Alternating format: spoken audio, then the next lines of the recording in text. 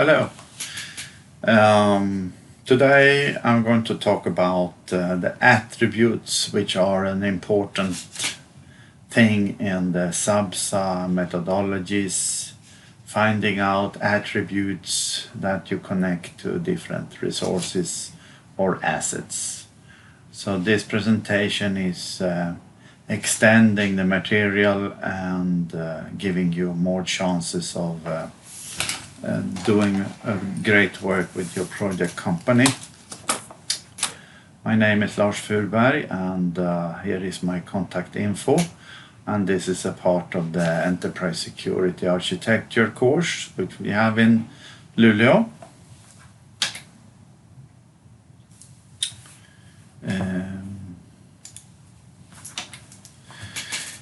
So, what about attributes? You have previously heard about the attributes and the importance of attributes. So this is an example which are showing you how you can think about the attributes and how to find them and how your methodology based are working with them. So the first step is to interview people, and in this case we have an executive enterprise chief who says things which has related to security and to their business. And the text is as follows: we are a global company, etc. And in this text you're supposed to find a number of critical things that you should use for controlling the security matters inside the business.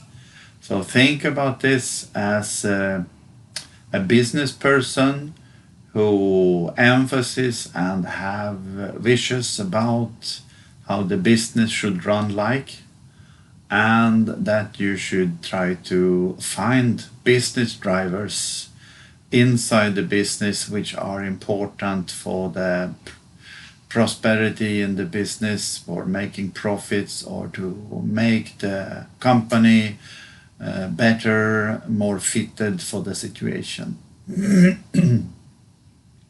So different persons have different viewpoints, and since this is a security matter, one must look for what the executives around the company are thinking and what their aim is for the security things.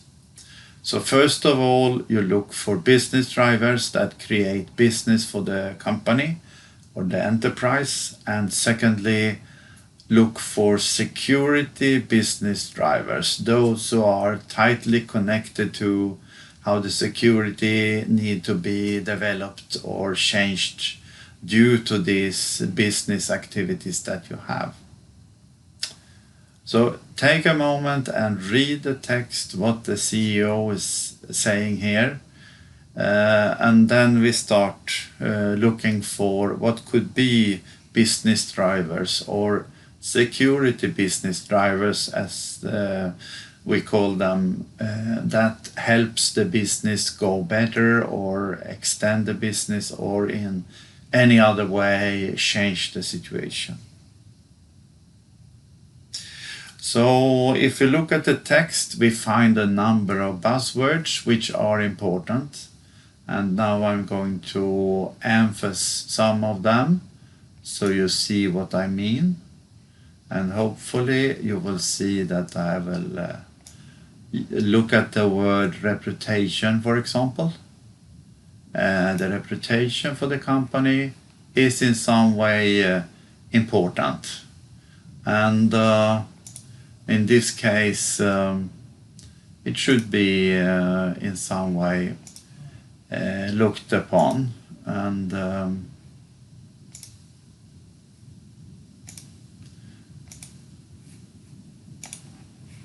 reputation is one of the words. If we go further on in the text, you find something like trust. So we try to make a comment on that. Trust in the organization.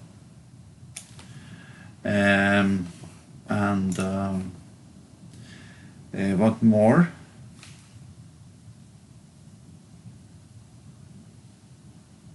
Trust is coming two times here, and that is one of the things that we are looking for.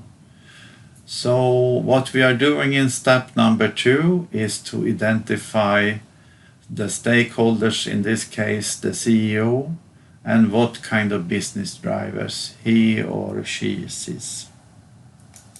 So if we look upon the text again, we find that reputation is an important buzzword or a security business driver, BDS1, and that is for the reputation. Secondly, customers give us all their money and ask us to look after it.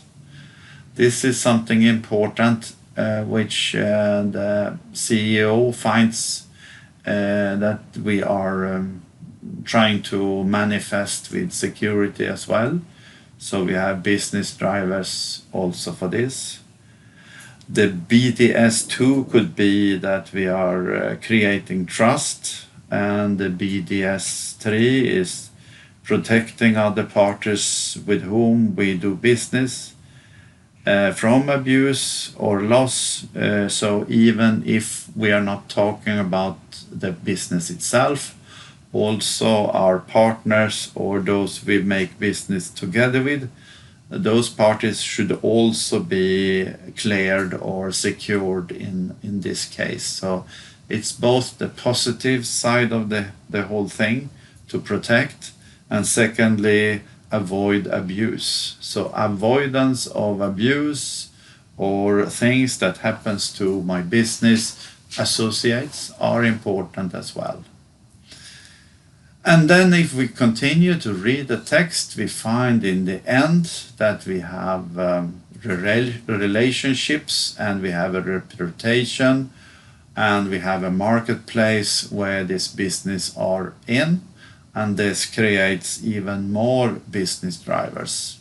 So the business driver number 4, BDS4, is maintaining confidence. You can call it. So we are interpreting the text and find out what this actually means to us, and slightly change the text so it clearly become understood what we actually are saying in a other phrase. So maintaining the confidence is something that we need to have on the marketplace, and minimizing the risk of loss, and that is number 5. So maintaining the confidence is number 4, and number 5 is minimizing the risk of loss. So it's both the positive side and the negative side, typically in this case. And of course there are other interpretations than what we see here. As an example, you can come up with other things that you find in the text or see between the lines, but this is one way of seeing it. So it's not a right and a wrong answer on this. It's more or less an interpretation of the text and an interpretation on what the enterprise chief is saying and how we look upon it, and put security markers on the text that we see. So this is one interview. Then we have another interview, for example, and in this case is the financial chief of the enterprise, CFO, and he is saying something else. As you can see, read the text again and try to interpret what he finds special in his, as he sees it, as business drivers. So read the text first. Find out what useful words we can see in the text, and how we can clarify this with business security drivers.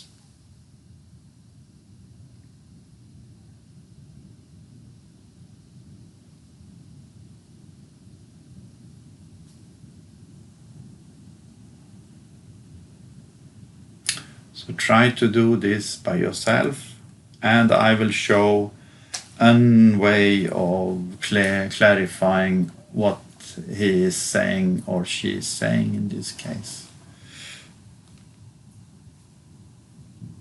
So the stakeholder in this case is the CFO, and he is worried about the economical situation in the enterprise.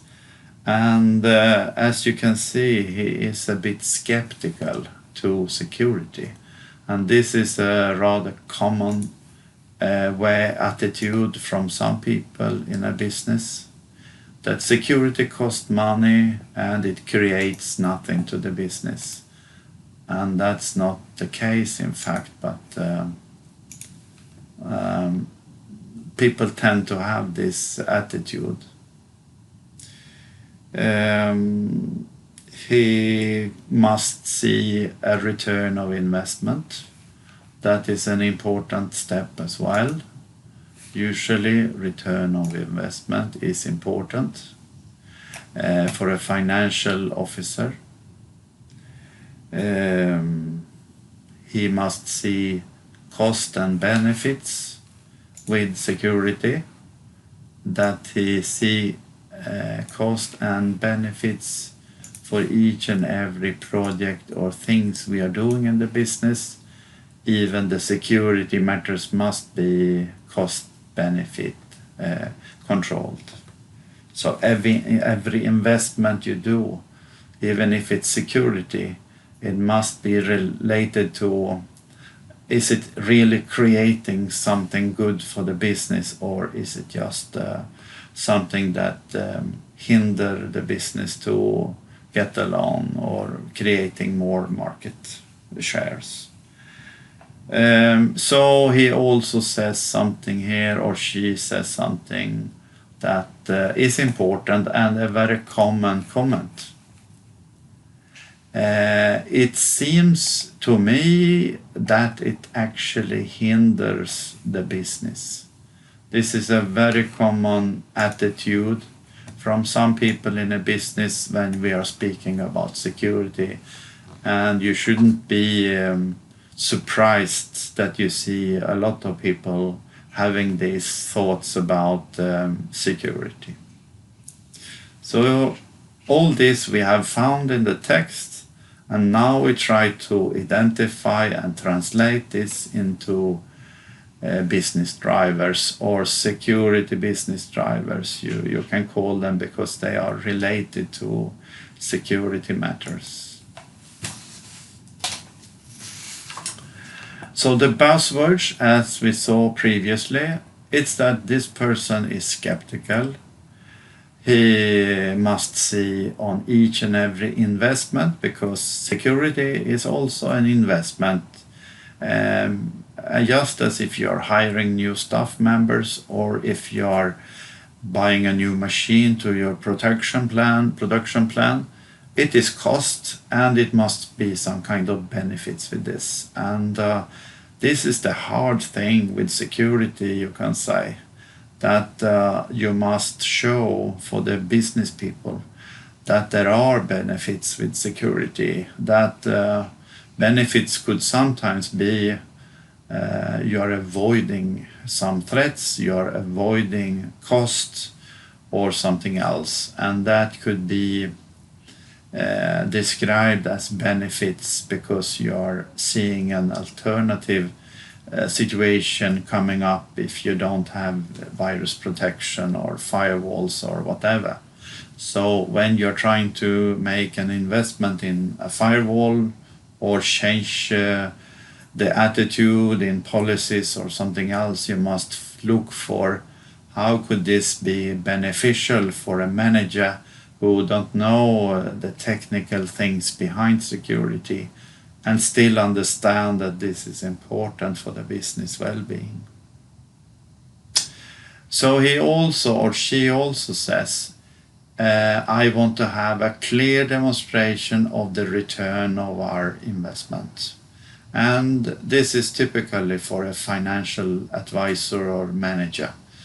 They want to see proofs of benefits, that this actual investment is giving us something new, something better, and we avoid a number of disasters.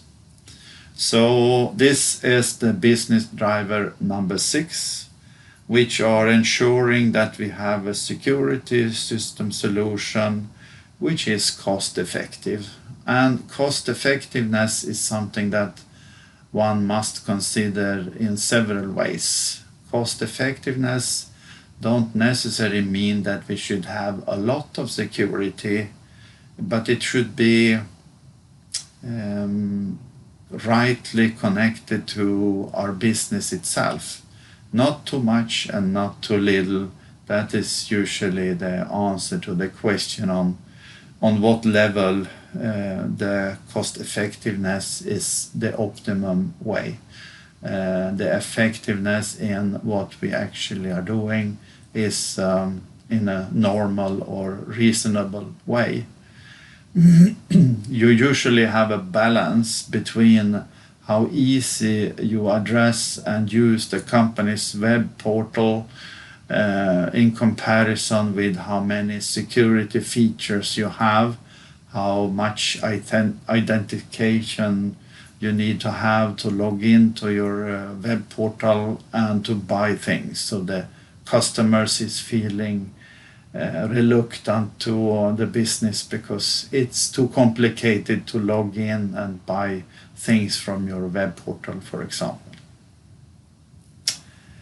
We also see in the text he need to see or she need to see a real business benefit. So financially, managers are usually looking for beneficials, and these beneficials can be formed as a business security driver, ensuring that the granularity of the system security services is appropriate to the business need. It means that we should have not too much, not too little. We actually see the security as an investment, and it should be beneficial. If we have too much of this security, it costs a lot, but we don't get any returns of money as we have a better handling of security. It couldn't be too much, and that is granularity of the system security services shows in one or another way that we need to have a reasonable level. And finally, and this is another important thing that he says or she says, we can come up with situations when we raise the security walls around our business. So the walls become so high that it actually hinder the business. And these hinders means that we are having too much of security in the business, so the business will go down or the customers are moving to another web portal because it's too complicated and it's too much things that you must do to buy a product from your web shop.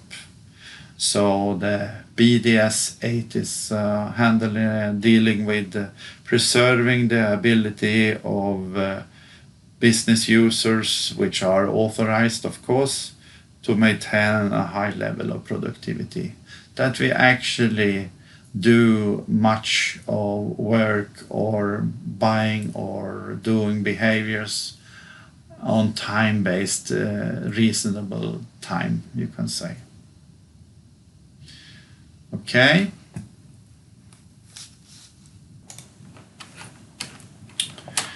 We have more interviews, and the next one is the vice president of e-business in the company, is in this enterprise company, and he or she is saying something else. He or she is responsible for the e-business activities in the business. This company have a web portal where people can buy their products or their services, and he finds that he wants to extend the business and selling more goods and not being troubled by the security. So if you read this text carefully and look for keywords, you can find a number of those. I can mark some I see at least here. We see gaining control is an interesting word, I would say. Gaining control means that you want to have it, but you want to have control over the situation.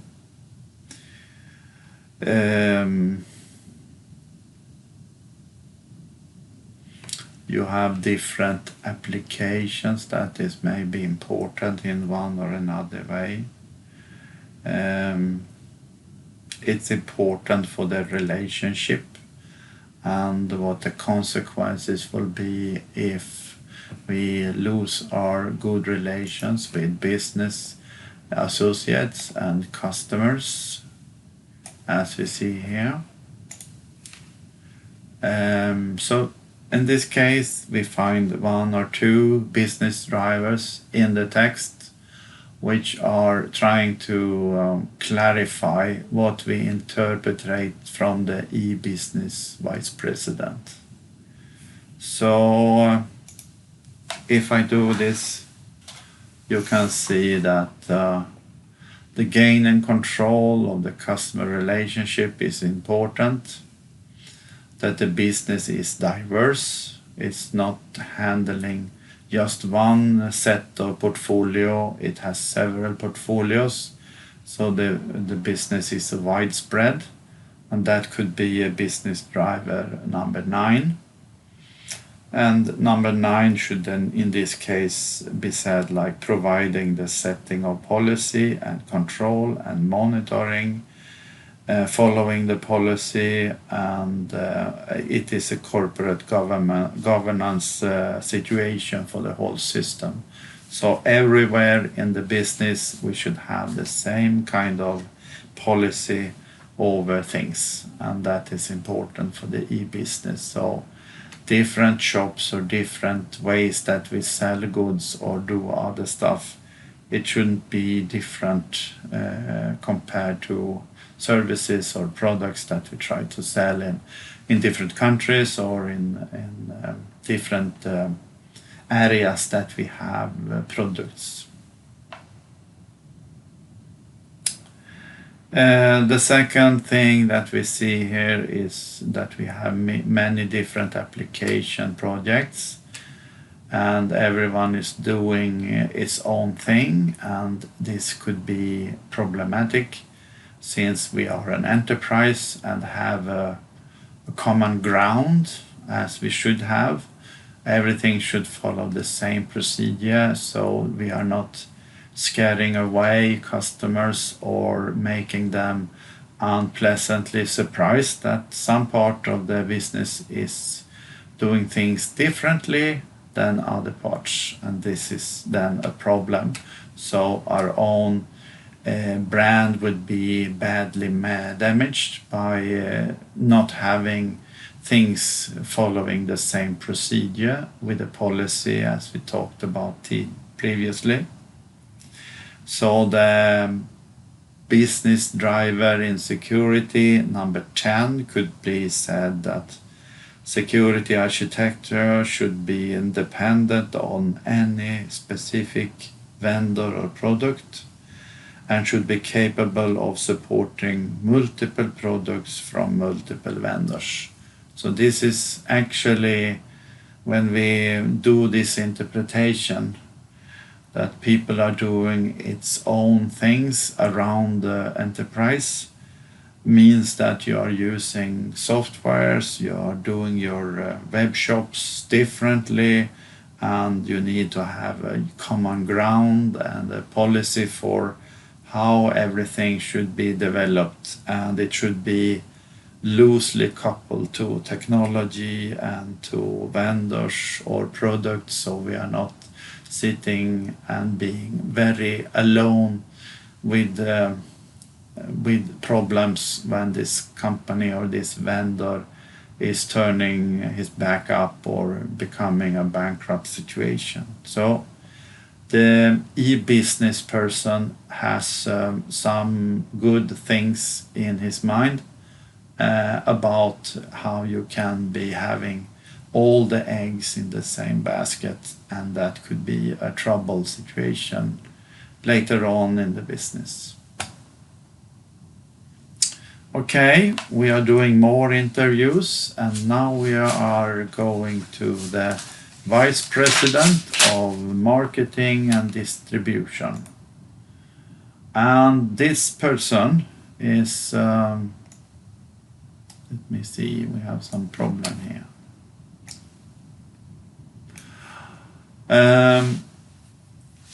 He's the Vice President of Marketing and Distribution. And he or she sees other things than the other ones. He sees as marketing and distribution that we have a number of partners, and these partners are critical to let them in some situations. Joint venture partnerships is important for he or she. That we do things together with other companies, and in this case it must be working well, even if we are considering our own security and protecting our own business. So it means we need to give access, give each other access to the business information systems. And this must be done in such a way that our business associates or partners could also reach our situation in a good way. One other thing that he also or she is also saying, that we should have our own independence and not letting these joint venture partnerships become a problem because they are accessing internal structures in our business too much, and that is important for him or her. He says something good later on in the text here. He says something like this: we share some things, and then he says, but not everything. And this is a critical thing to consider. How could we share, and on the other hand, not saying that we share everything with our partners? Some things are of our own. We cannot give them full access, as they were internal people in my business.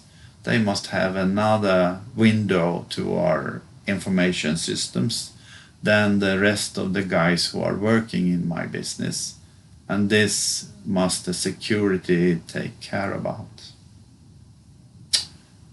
So this stakeholder, the Vice President of Marketing and Distribution, have a number of comments that we need to address.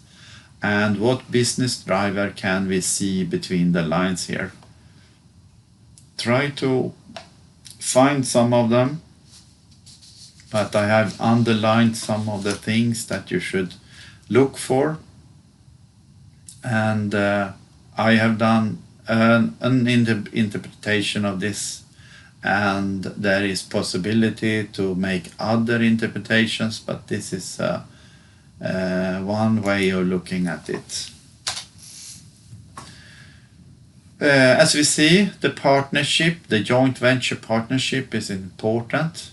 It's important for partners to have access to our information systems, but not too much. We share some things, but not everything, and we need to maintain the independence and have our own control over the situation. So these are formed into two security drivers or business development, business driver, security drivers. So the first one, number 11, will be protecting other parties with whom the organization have business deals with from abuse, loss of business, or personal information. In this case, we are discussing only the other parties. We are protecting them so they have the correct access rights to our information systems, not too much and not too little, because if you have too few access rights to our business information, you cannot have a joint venture partnership because they don't reach the information they need for having this joint venture. And it usually should be a win-win situation when you have a partnership in a joint venture. So it must be not too much, not too little, and this protection means that we are actually protecting the partnership and these joint venture activities because we think that they will give us profit, better margins, or something else important, our research maybe. So it's hard to say what exact these joint venture are about, but they speak about it and we can just guess that it could be research and development, or it could be logistics, transportation companies, or other things that are joint ventures here. And they should know some things about what we are selling and where we want it to be transported.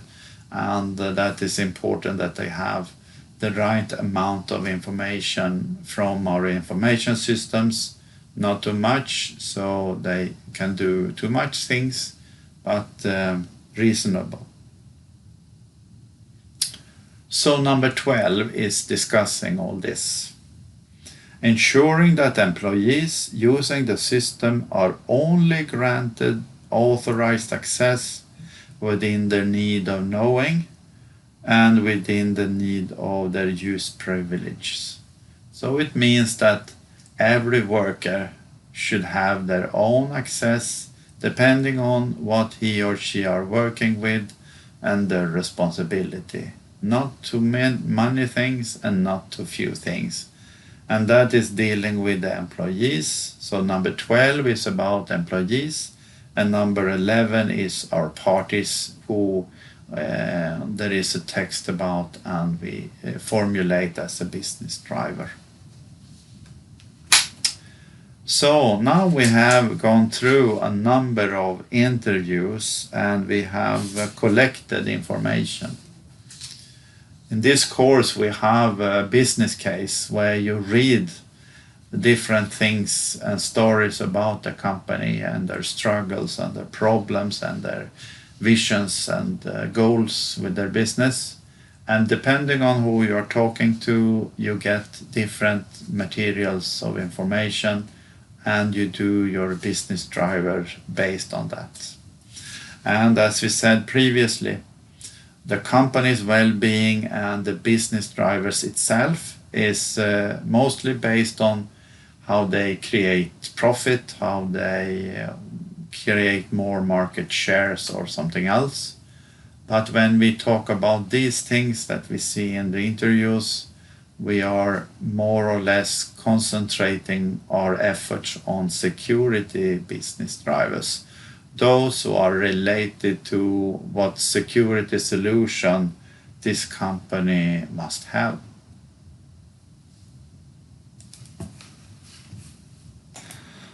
Then we continue, and in this case we will go to step number 3. And the step number 3 is building something that we call a taxonomy. Taxonomy is like a family tree with different subgroups or branches. And based on the buzzwords that we found previously in the text from the interviews, we find a number of words that exist, and we need maybe to make a family tree out of this. So we classify what we see in different groups.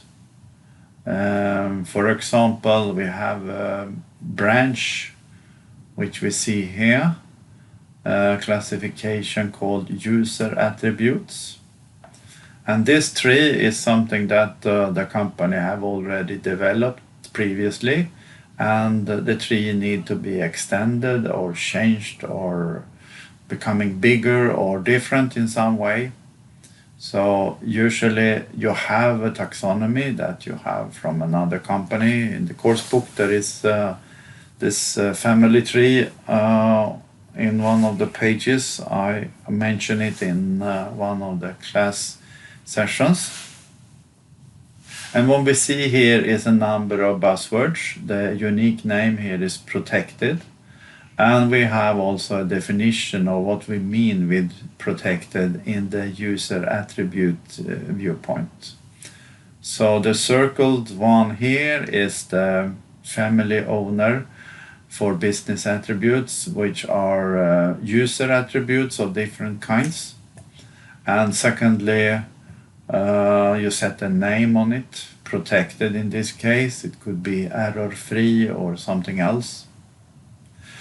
And the definition tried to clarify exactly what we mean with the word protected, because our interpretation need to be checked by other persons in our organization, that we fully understand what the interviews are giving us, and that this taxonomy is correct or in some way agree upon from the enterprise management team from different parts. So we are moving with the right tools forward into selecting security measures for the situation.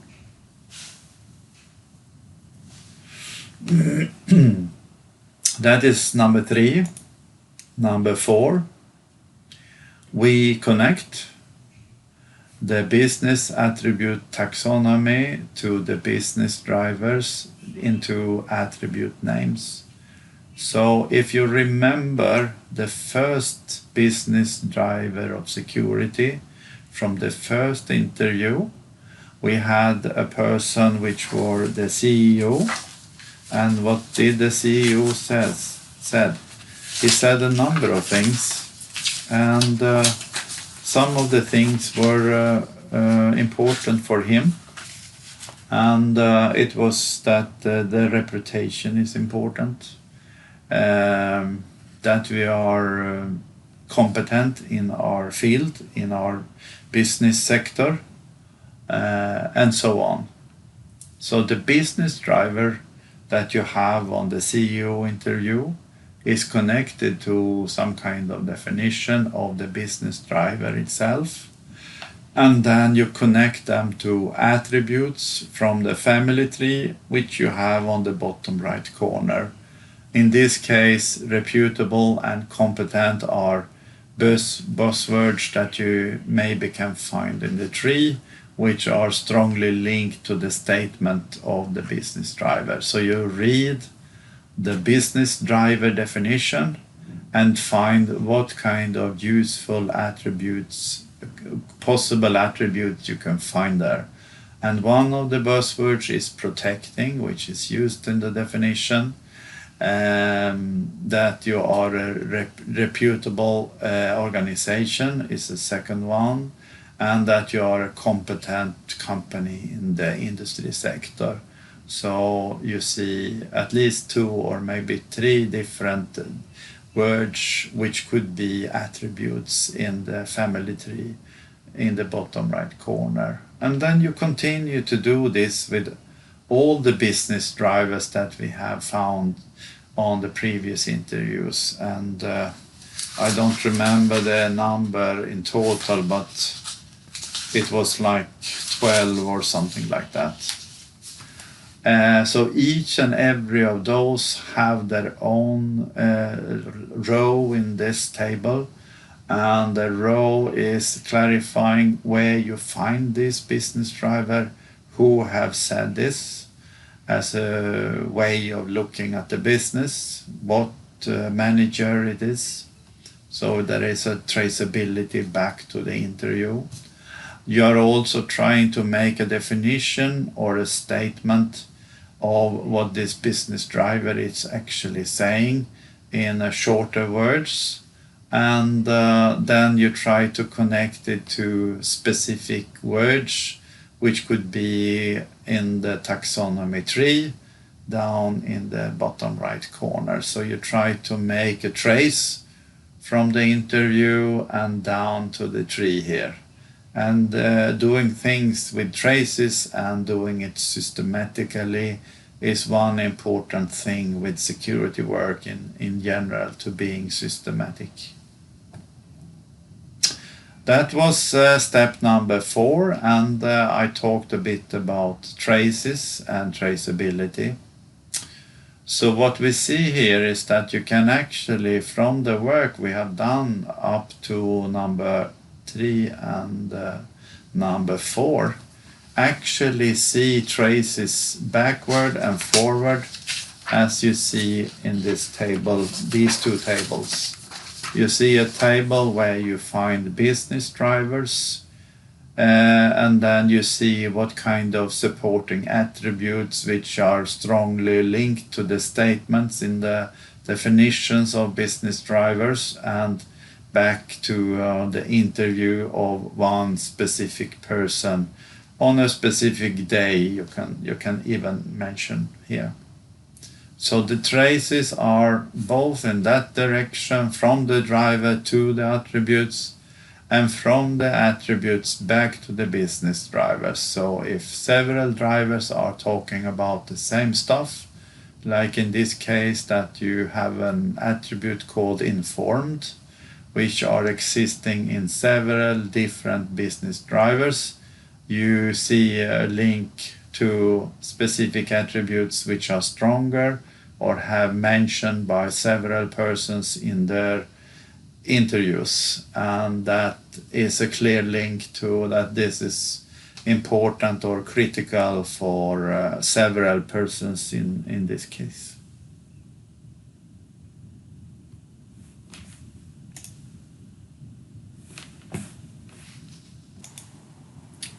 So in step number 5, you try to use these business attributes or this taxonomy or family tree that you have in the bottom right corner, and connect them to security business drivers and each attribute. So as examples here, you can find that in different branches in the family tree, it's called attribute family. It's the blue boxes in the taxonomy.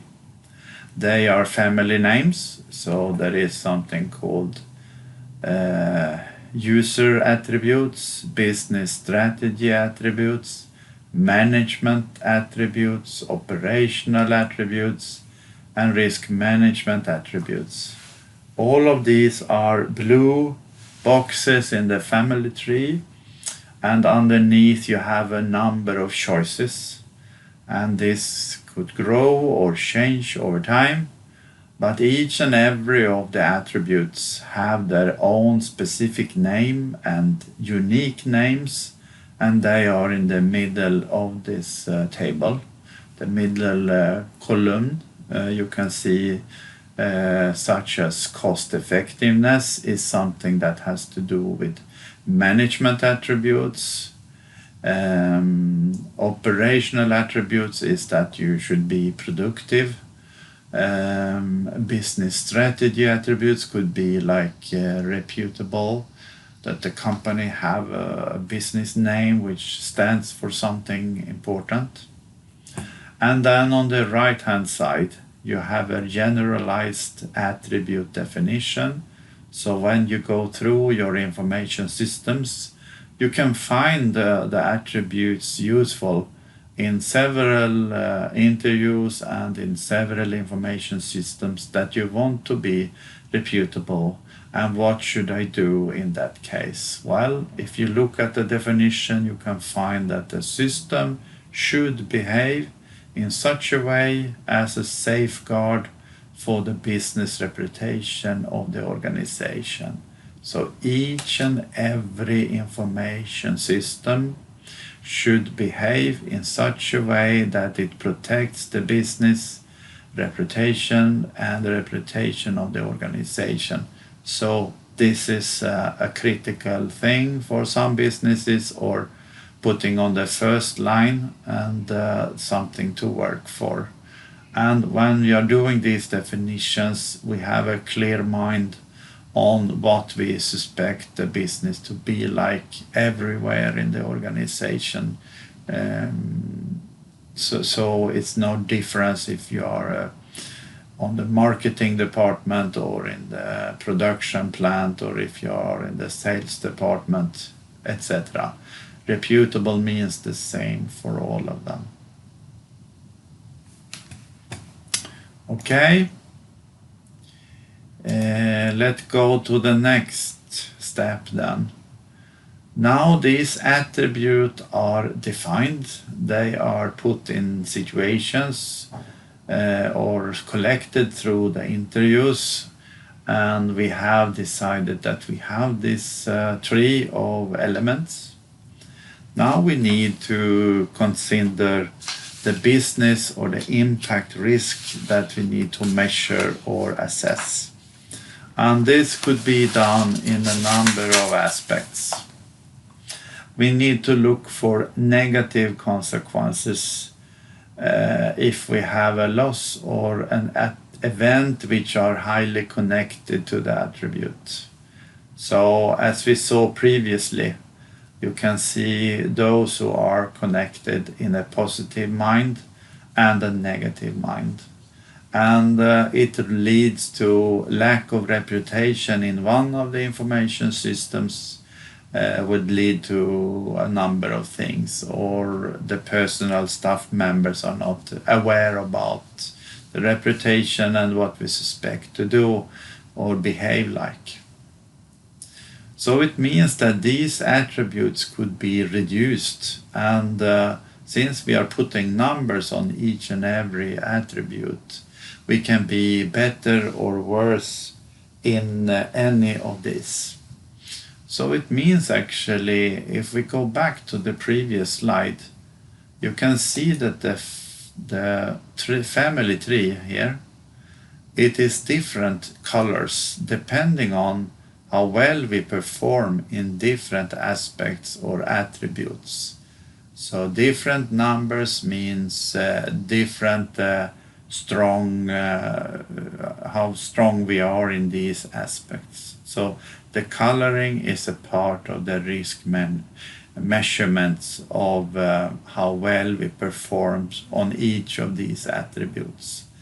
And of course, those of them who are low, we must do something about in the first case, and those who are green, it's something that we do already well. So if you look at the explanation in the bottom right corner, you see that green is fine and red is problem, or pink. And this is a scale, and this scale means that you can be somewhere in the middle, etc. So there is always something to do, speaking about the attribute tree and what we have come up with in the business, as long as we have come now. So this is the argument about attributes, and we are trying to have as little reductions of performances of attributes as possible. We must look for the threats that we are facing and the failures that we meet, that customers are complaining over sales personnel or products or information systems or delivering personnel from logistics that are mistreated in different ways. These negative consequences will lead to impact of risk, and risk will be negative, and it could be, of course, be positive as well. So in this case, positive consequences will increase the attribute performance, and it will become later on green instead of pink. And you have threshold levels for each attribute, how far you have reached, and it gives you an opportunity to raise these attribute levels if you see that this is something we need to work more on. It's critical for the business to be better and having a yellow level of all the attributes, or even green if you're a really perfectionist company. So it means that each and every, in step number 7, you are connecting the attributes like cost effectiveness that we talked about previously as an example. It belongs to a way of measuring threshold levels, that we need to monitor these things, that we put some kind of value on how cost effective we are. Are we 10% or 20% or 50%, and where do we want to be if we become green? What is the green level? How many percentage or what value do we want to have? So if you do this and measure the attribute, you find a connection to the business goals and to the interviews, and you want to be, of course, the star in the heaven, but you seldom are there, and you need to monitor these things repeatedly, and you want to aim at a certain value or a higher value. So this is the connection between attributes, interviews, business drivers, and how we measure the risk of being where we want to be or not being where we want to be. And why this is done in this very squared thing is that we want to enable risk assessment to be less subjective. And this is really something that security people all the time is fighting with.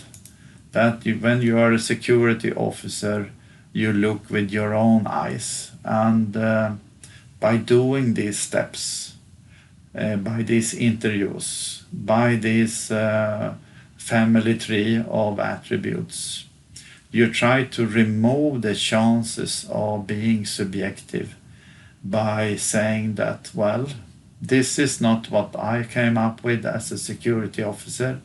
This is something where the interviews are telling us certain things, certain levels, and it becomes more objective than it usually are by following this procedure. So you often come into situations where security officers tend to be subjective, and the management people are afraid of relying too much on these boys and girls who are security officers, because they tend to be too much of security personnel and calling for the wolf is coming all the time, and being too much of having too high expectations of the security, and maybe the management team must be convinced that this is not the case. We can actually have another level. And it's hard for the management people to discuss these things with security people, because they tend to be technical in their way of discussing these matters, They are not talking about business drivers. They are talking about virus protection and firewalls and the latest technology and blah blah blah on operating systems and servers and firewalls and everything. And the management team cannot address these things. They are not into technology. They are driving a business and they want to be proud of it, and it should be a cost-effective business. And the security people are typically technical personnel, and they cannot meet and have a reasonable discussion. And to do this is why we are doing this, in fact, working from the business viewpoint into technology, and that the management team must be fully aware about the decisions that they are taking in the board or in the CEO must be taken into consideration, that there are risks, there are security matters, and the security team knows what level this business or this CEO wants the company to be in. So it's a way of bridging over language difficulties between technology and business that we are pointing at for the moment.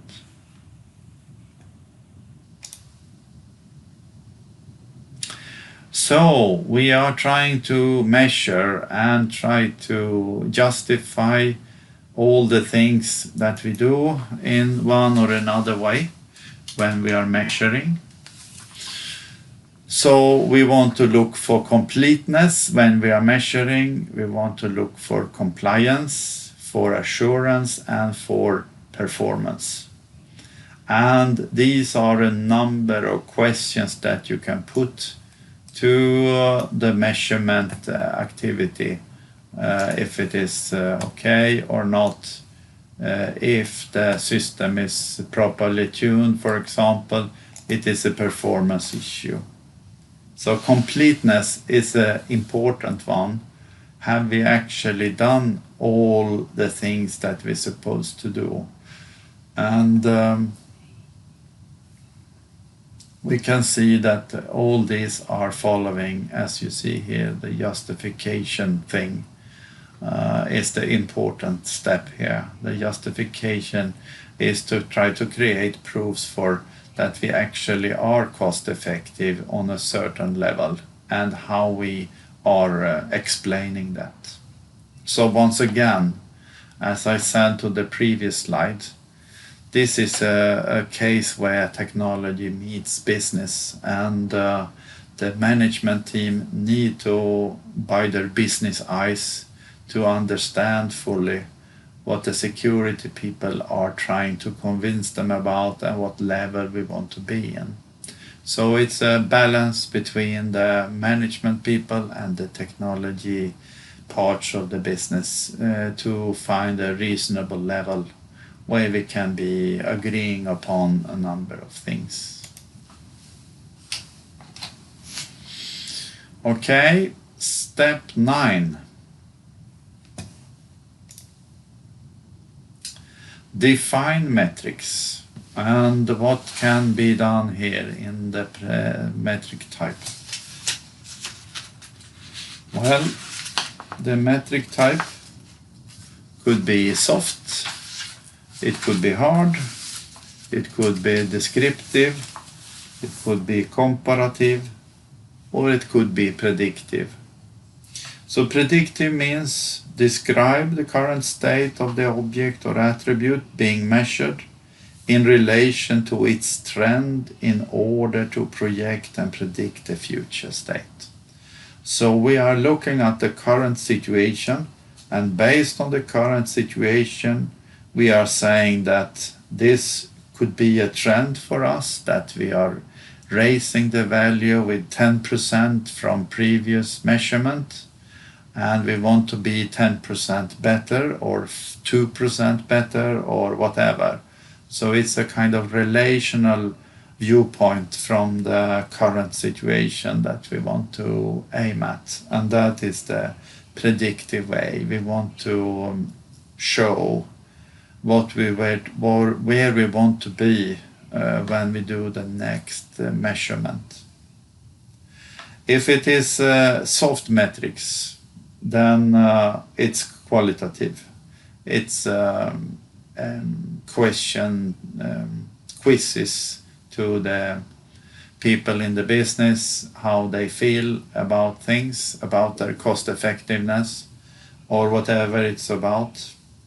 Hard metrics is of course quantitative, and it measures more or less in numbers.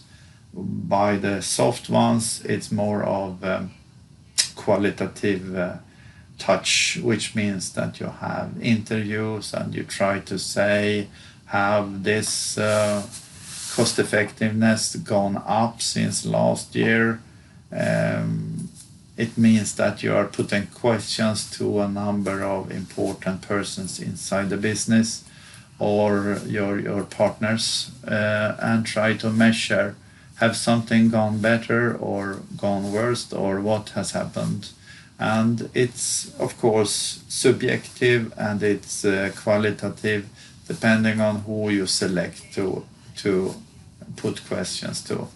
But you don't put questions to all the persons, all the ones who are buying goods, but to some snapshots of persons who are interesting to look for.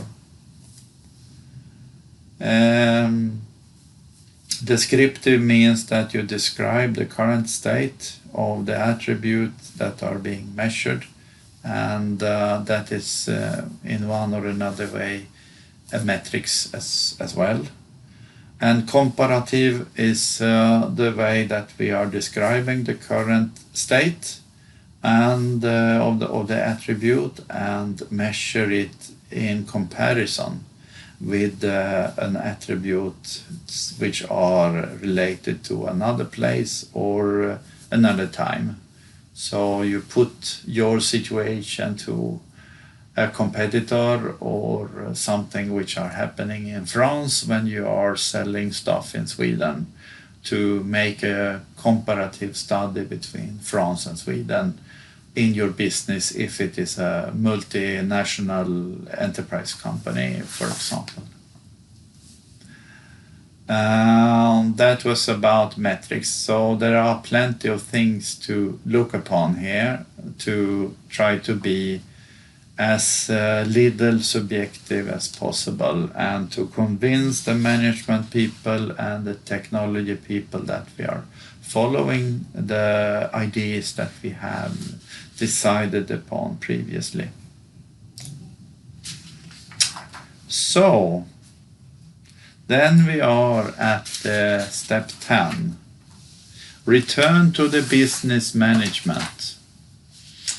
And these are really important statements, in fact, because everything must return to the business management. They are the persons who make decisions, and decisions in this case must be going hand in hand with the ideas about goals for the business. To being business driven means never losing sight of the organization's goals, objectives, success factors and targets. This is something that every security officer must understand and must follow. Security officers tend to be more like doing their own business and forgetting why this business actually exists.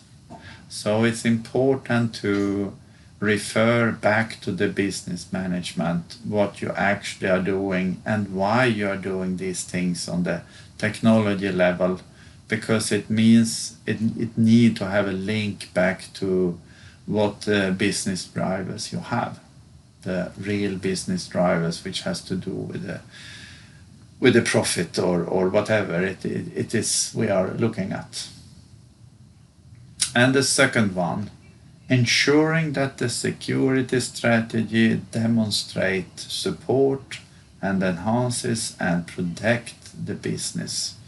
And we are doing this not for following Microsoft policies or something else. We are doing this for the enterprise of its own and their business. We are supporters for following the business drivers as well as everything else in the business. So we cannot be having our own mind set up on the security team and the management have another viewpoint. And this is why these collaborations break down or have problems. This is why security officers being replaced by other security officers because of the management team are not satisfied with how the security are run in the business. And one of the reasons why this happens is that the security team are blocking the company's business drivers, or the security team cannot demonstrate and show that they are assuring and supporting the business needs and following that. So I would say there are two ways of explaining why security officers are changing business, and those are the communication issues when you are trying to explain technology matters in management words. And that's why we are doing this presentation, to show that the attributes and the way that we are working here becoming an objective way for the security people to follow the business needs. So this is a statement from a CEO, which is for real. He says, "I don't care that you have blocked 5,000 viruses this morning. How are you helping me to meet my business needs?" This is very true, and it comes up a number of times, you will see in real life, actually. Yes, so that was step number 10. Go back to the business management, communicate what you find and what you're doing on the security team, so they can fully follow what you're doing and why, especially why you are doing these things. And don't hide this in technical mumbo jumbo. Use the business words, the business drivers, to explain why you have virus protection or whatever it is about. So the attributes helps you out with this. This is some kind of ending talk about the return to the business management team. First of all, there is something called SLA, and which is rather often used. It's something which comes from the ITIL standard, and it's used a number of times for describing what kind of service level you want an information system to be in based on security and similar things. So SLAs are something that used very often for security reasons as well as for regular operation of information systems. So SLA are described in the course book also, so you can find more about those details. But if we summarize this, you can see that you have an attribute that you have find for the first time in interviews, something called error-free, have we called it, and it belongs to an attribute family. You remember the blue boxes in the family tree? It is an operational attribute, and we have a definition of this attribute. The system should operate without producing any errors. Who is the owner of this attribute? There is a system owner, of course. There is a performance target. 99.9% of the system output should be correct. It's a performance measurement category, and you are doing random samples of the system output and do it daily, a test. And the metrics type is percentage. So my question to you then is, how could you actually see a performance target of 99.9? It's very high. Of all the outputs is correct. Well, as it says, it's a random sample and on daily basis, which are monitoring the result if this is correct or not. But if you have a 99.9, how many measurements do you need to do to raise that number 99.9 and not 99 and not 95 or something else? It's 1 out of 1,000 samples which are error based, and the rest is error free. So it's 1,000 measurements to find this number. So I would say that this is way too high level usually, but this example shows that you can have a wish for becoming a 99.9 company, but it's not sure that you will come into that position, but it's an example.